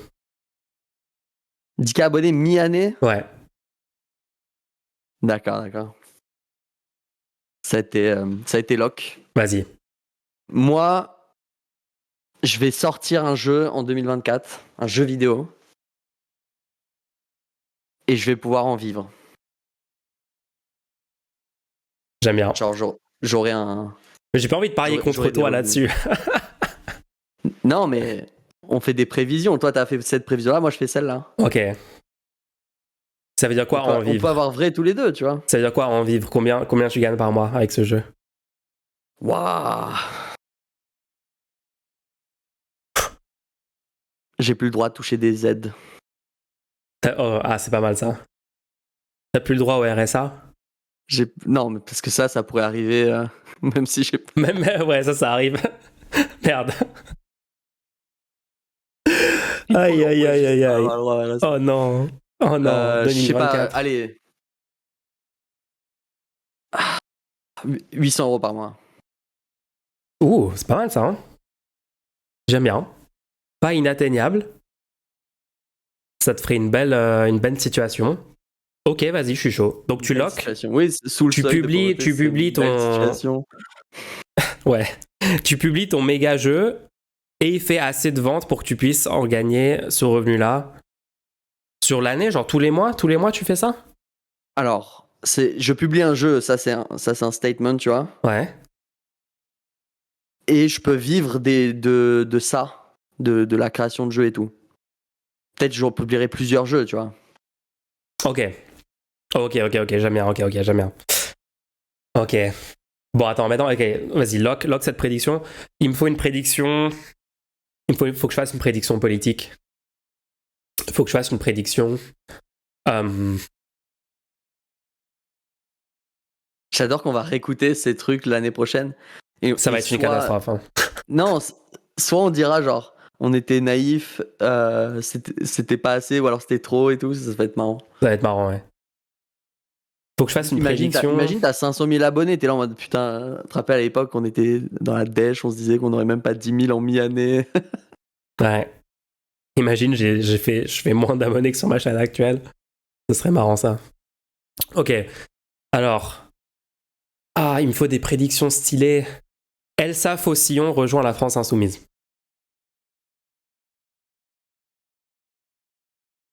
Elsa Faucillon quitte le PCF et rejoint la France Insoumise en 2024. Je connais pas Elsa Faucillon. C'est une des communistes les moins désastreuses qui a critiqué Roussel et critiqué le choix de mettre une candidature en 2022 en parallèle de Mélenchon. Et qui avait participé, je crois, au Parlement de l'Union populaire. Alors qu'elle est au PCF, tu sais. Ok. Je pense que cette personne se rend compte qu'en fait, il faut être à LFI. Elsa Faucillon rejoint LFI, Ouais. loqué officiellement. Ouais. Là, je vais faire un bold move. Qu'est-ce qu'il va faire? Il va y avoir une structure. Qu'est-ce qu'il va faire? Il va y avoir une structure.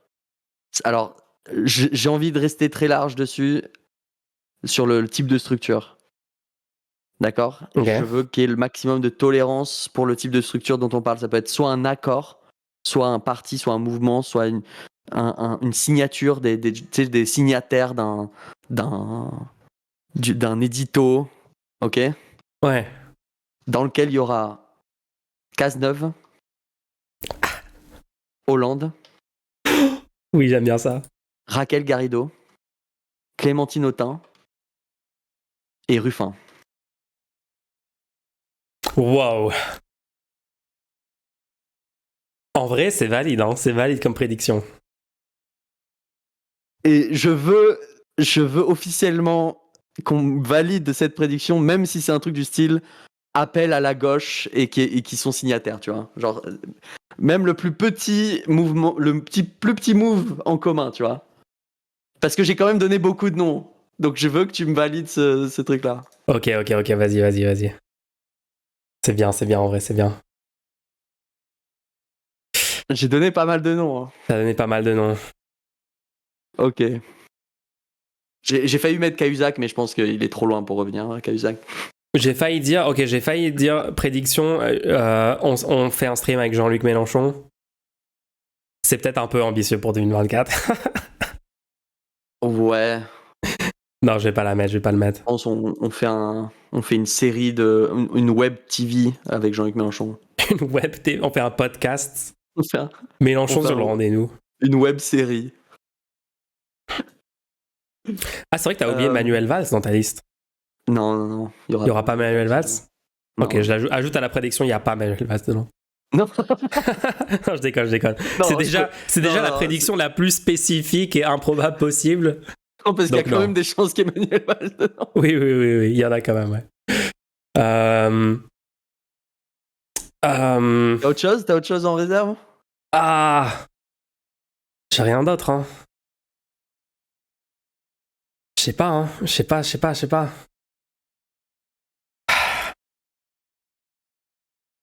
Je pense la gauche internet continue de prendre de l'ampleur politiquement. Ah, ok. Et mais c'est pas quantifiable. Et s'améliore dans la lutte contre le fascisme et contre les idées réactionnaires. Mais ouais, t'as raison, c'est pas quantifiable. Donc, attends, c'est quantifiable si jamais je fais le projet. Non, c'est pas quantifiable. Arrête. Dont je t'ai parlé. Ok, bref, pas grave. Non, je pense qu'on a fait des bonnes. Faut pas faire trop de prédictions non plus parce qu'on va juste avoir l'air débile l'année prochaine. PolityWiki ou pas? Prédiction pour PolityWiki. PolityWiki sort de la version bêta et voit une amélioration significative de tous les articles et de la qualité. Pas quantifiable non plus, on va pas le mettre. Sortir de bêta, non, mais c'est déjà pas mal. Il y a quand même, je crois, il y a 6 prédictions différentes. 3 chacun. Ouais, il y a des bons trucs. Il y a de quoi départager l'an prochain, donc on se retrouve l'an prochain pour faire un débrief de tout ça. Ça va être marrant. Et oui, on va voir à quel point on s'est gouré complètement sur nos prédictions. Non, ou pas, on verra. Après, si on fait des prédictions plus politiques, plus actualité et tout, ça risque d'être trop problématique. J'ai pas envie de faire des prédictions sur des guerres, sur des pénuries d'eau, donc on va rester sur des trucs un petit peu superficiels comme ça. Ouais, non. Ah oui, attends, je vois une prédiction pour Twitter. Est-ce qu'il y a Twitter ou pas en 2024, à fin 2024, Twitter existe encore ou pas? Franchement, je dis non. Moi, je dis oui. Pourquoi tu dis oui? Je pense que ça existera encore. Tu penses que ça existera? Genre, ils vont réussir à survivre malgré le fait que tous les publicitaires ont arrêté de faire de la pub? Je pense. Ok, pour vraiment quantifier le truc, le 31 décembre 2024, tu pourras encore tweeter. Tu pourras encore aller sur Twitter et faire un post. D'accord, mais est-ce qu'ils auront perdu 90% de leurs utilisateurs actifs par rapport à aujourd'hui? Tu veux quantifier comme ça? Moi, je dis ils auront perdu 90%. Ils auront 10% du nombre d'utilisateurs actifs qu'ils ont aujourd'hui, ou moins. Ils ont aujourd'hui ou qu'ils ont avant, au moment où Musk rachète la plateforme? Je sais pas, ça a diminué de combien depuis qu'il a racheté? 40%, je crois, un truc comme ça. Non. Ça a déjà diminué de 40%, sérieusement? Non, je sais pas combien. Ok, non, moi je dis carrément 2024, par rapport à aujourd'hui. Déjà, ça a déjà diminué, mais ça va rediminuer de 90% d'ici. Ok, donc toi tu dis en 2024, il y a une diminution de 90%. Ouais. Des utilisateurs sur Twitter ou de l'activité sur Twitter? Des utilisateurs quotidiens actifs. Ça, c'est une métrique, ça, c'est officiel, non? Ouais. Okay. Et moi, je réponds non à ça. Ok. Ma prédiction, c'est non, ça sera pas ça. Ok, vas-y, on lock. Et Attends, moi je dis 50% quand même. Ok. Haute prévision technologique. 40%. Est-ce que le 40%. le Apple Vision, ça sort en 2024? Non, je crois pas. Ah ouais, ça va même pas sortir en 2024? Je suis pas sûr. Hein. Je pensais que c'était ok. GTA 5 sort pas en 2024. GTA 6 sort pas en 2024 non plus. Non. Donc on exclut ces On sujets-là. peut mettre comme prévision GTA 6 sera reporté en 2024. oui. 2024. Prédiction pour 2024, GTA 6 sera décalé à 2026. Date de sortie début 2024 pour le Apple Vision Pro. Donc on peut faire une prévision pour le Apple Vision Pro. D'accord. Tu veux faire quelle prévision? Ça va fail complètement? Ça va être bien? Ça va être pas bien?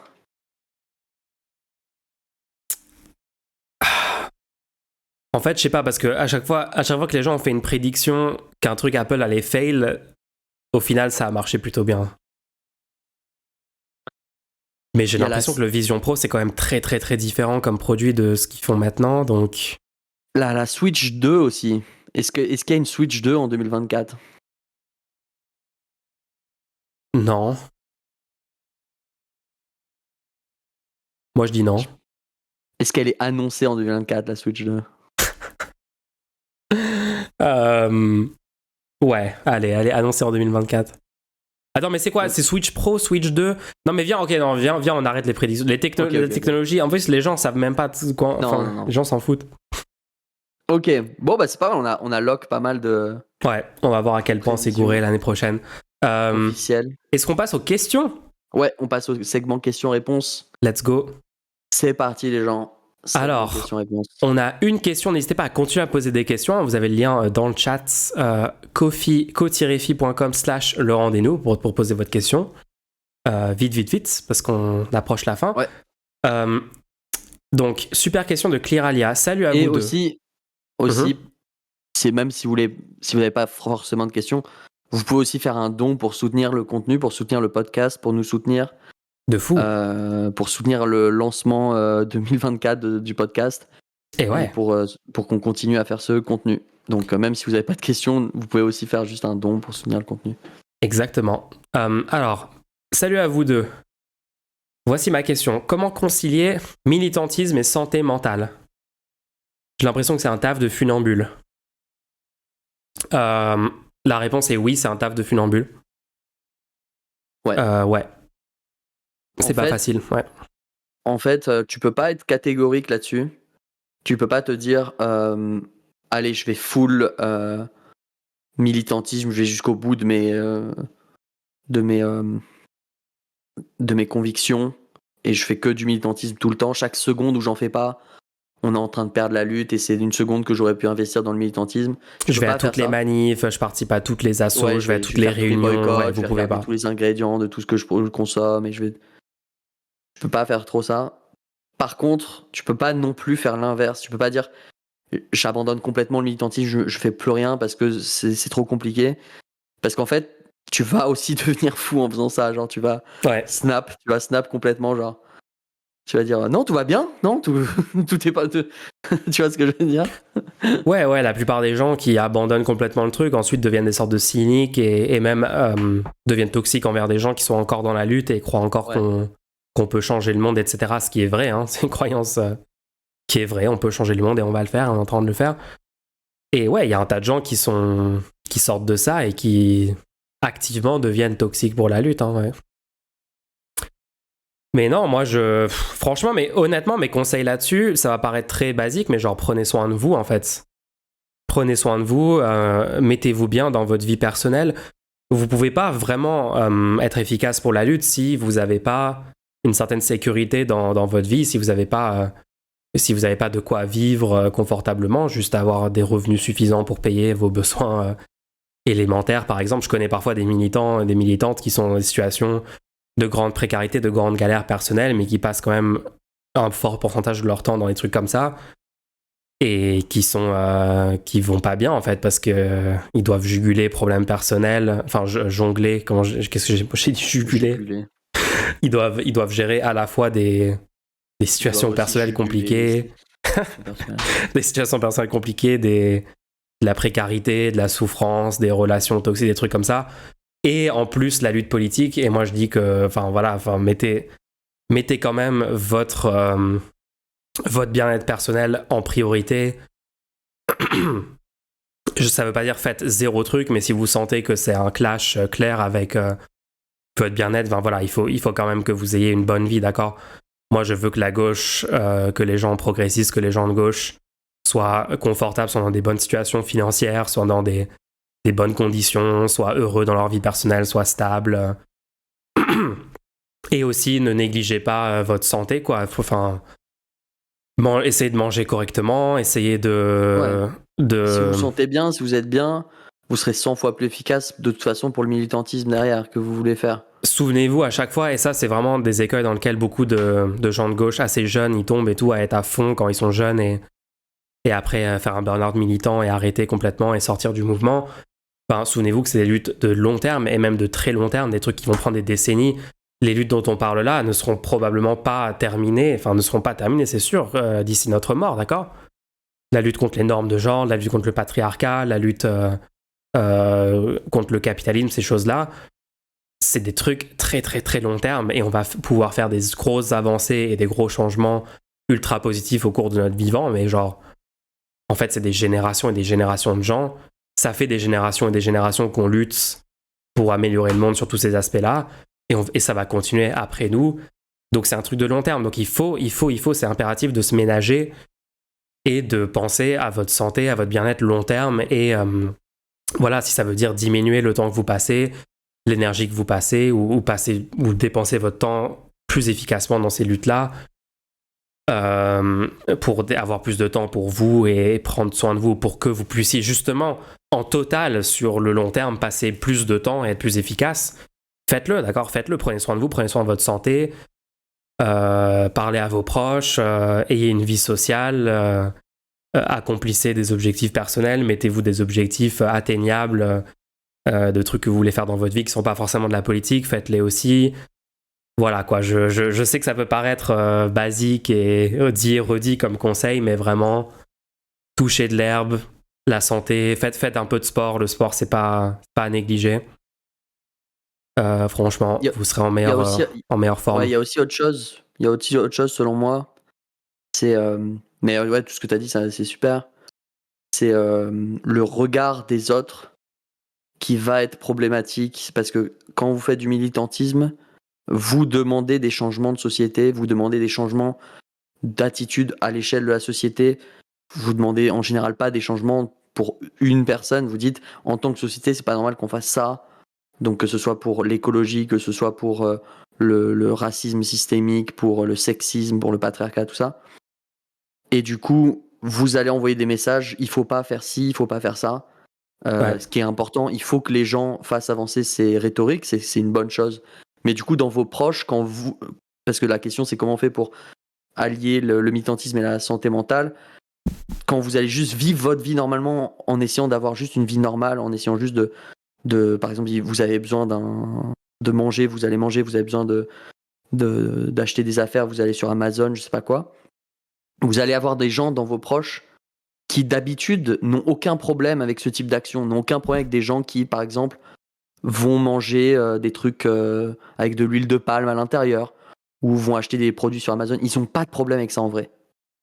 Mais vous, vu que vous prétendez qu'il ne faut pas faire ça en tant que société et qu'il faut le réduire à l'échelle individuelle aussi, vous allez être la première cible de plein de critiques sur la base du fait que vous seriez hypocrite, que vous êtes une mauvaise personne.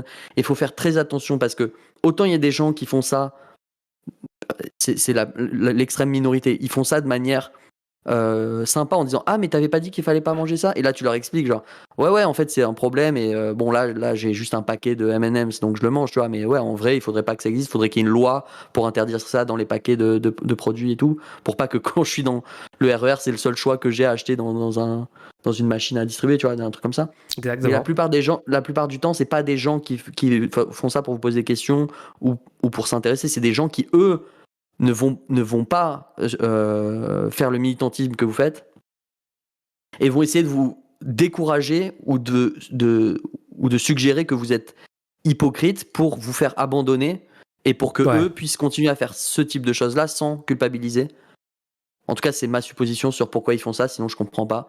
Parce qu'ils vont Non, pas je pense voir que des t'as bien décrit la psychologie de ce genre de choses, ouais. Ouais. Ils vont pas aller voir des gens en leur disant mais tu manges un paquet de M&M's, mais il y a de l'huile de palme dedans, alors que eux ils s'en foutent en fait. Ils vont le dire que à vous parce qu'un jour vous avez parlé de ça. Et donc il faut que vous soyez capable de pas tomber dans le piège, parce que le piège c'est que vous finissez dans 20 ans dans une yourte au beau milieu de la France à vous faire déloger par des CRS. C'est ça Ouais. le point C'est le point final, parce d'arrivée que- si vous commencez à écouter ces gens-là et à aller dans cette pipeline, ouais. C'est ça. Chaque fois, ils vont vous dire non, mais ça, c'est pas normal, ça va à l'encontre de tes convictions. Je vais dire ah ouais, c'est vrai, ça va à l'encontre de mes convictions, faut pas que je le fasse. Et oui, il faut que tous qu'on travaille individuellement, mais c'est un problème différent. Vous n'êtes pas censé subir des pressions parce que vous faites du militantisme. Vous n'êtes pas censé subir de la part de vos proches des pressions différentes parce que vous faites, vous, du militantisme pour obtenir des choses dans la société. Vous n'avez pas un standard différent à respecter. Tout le monde, quelle que soit son habitude au quotidien, peut demander à ce que les femmes soient traitées aussi bien que les hommes, peut demander à ce que les gens soient qu'il n'y ait pas de racisme systémique. Même une personne qui a fait une blague sexiste ce matin, cet après-midi, elle peut techniquement défendre qu'il faut que les femmes et les hommes soient payés de la même manière. Et si quelqu'un s'interpose et dit mais attends, ce matin t'as fait ça, tu vois, alors qu'il aurait jamais critiqué une blague sexiste de la part de qui que ce soit, ce mec, tu vois. Ouais. Et ben dans ce cas-là, c'est pas normal, quoi. Enfin bref. Les commentaires des gens autour de vous, c'est souvent ce qui va vous faire soit soit complètement arrêter votre militantisme en vous disant ouais, c'est vrai, de toute façon c'est trop dur. La preuve, dans le paquet de M&M's, effectivement il y a des trucs qui vont pas et pourtant j'en mange. Donc tu peux soit te dire ok, je mange plus du tout de M&M's, soit te dire j'arrête complètement le militantisme contre ça, soit et en fait il y a une troisième option, en fait je m'en fous de ce qu'on dit et je vais continuer ma lutte. Et si moi aussi je me fais avoir par le système et je finis par consommer, acheter un téléphone, acheter un truc et tout, et ben c'est comme ça. Voilà, et j'aimerais vivre dans une société où les gens se font plus avoir et n'ont plus besoin d'acheter un téléphone fait dans des conditions pas possibles et tout. Pas mal, ouais, bien pour la santé mentale, ça c'est sûr. Là, Ouais. j'étais pas clair dans mon truc. Non, franchement, t'étais super clair. Les gens te disent que t'as été clair, Ok, donc c'est cool. bon. Mais ouais, non, pour la santé, ouais, non, mais santé mentale, c'est compliqué, c'est sûr. Mais ouais, je pense qu'on a peut-être fourni des petites pistes pour concilier militantisme et garder une certaine santé mentale. Après, moi, je sais que par exemple, quand t'es influenceur public, comme ce qu'on fait nous, il faut quand même une certaine personnalité, à mon avis, pour pouvoir continuer malgré ce qu'on se prend, quoi. Parce que il faut quand même qu'après avoir lu genre 1000 commentaires horribles sur toi, tu te dises ouais, on s'en fout, on va faire genre tout ça n'existe pas et on va continuer de faire du contenu, tu vois. Je me sens privilégié d'être la personne qui peut faire ça et qui peut tank. Et donc moi je peux comprendre, moi parfois je vois d'autres streamers ou streameuses être découragés par l'ambiance qu'il y a sur internet ou par les critiques ou par les attaques ou par la misogynie, le sexisme, les menaces de mort, enfin tous les trucs que peuvent se prendre des gens qui essayent d'améliorer le monde sur internet. Et ouais, c'est sûr que c'est pas facile, quoi. Mais à mon avis il faut qu'il y ait des gens qui le tankent, quoi, hein. Et nous on va continuer de le tanker. On va vous fournir le meilleur contenu qu'on a jamais produit en 2024. C'est une promesse que je suis prêt à faire et que je pense pouvoir tenir en tout cas. Et ouais, merci beaucoup pour ta question et c'était cool. Bon petit épisode pour clore l'année 2023 sur le rendez-vous. On clôt 2023. Officiellement. La page est blanche. On tourne la page est blanche pour 2024. Officiellement, nouvelle année, nouvelle version de nous-mêmes, nouvelle version de tout le monde, nouvelle arc. 2024, on passe une super année. Voilà. Allez, on va le faire en 2024, les gens. Prenez soin de vous, bonnes fêtes. Et rendez-nous la semaine prochaine en 2024. Rendez-nous la semaine prochaine. Rendez-nous l'an prochain. L'an prochain, oui. Bye.